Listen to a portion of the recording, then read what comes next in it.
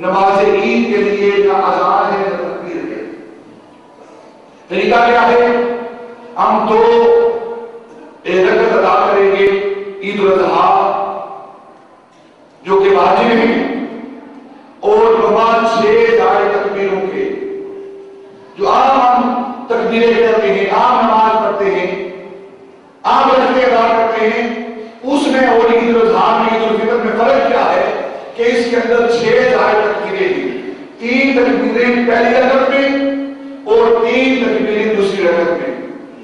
پہلی تکبیر پہلی رکعت ہے اس میں تکبیریں کب کہی جائیں گی؟ جب امام پہلی تکبیر اولا کہے گا، ہاتھ اٹھائے گا، کان تک لے جائے گا، بات کرے گا، اس کے بعد ثنا پڑھی جائے گی۔ جب ثنا پڑھ لی جائے گی تو اس کے بعد پھر 3 تکبیریں کہی جائیں گی۔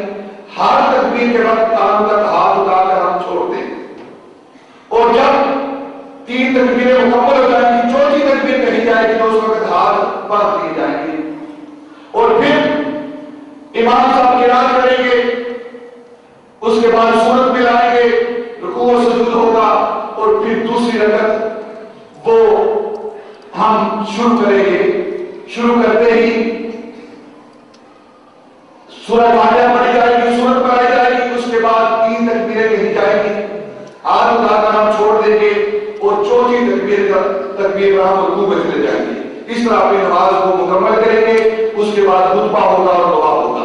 آپ تمام احباب نماز عید الاضحیٰ کے لیے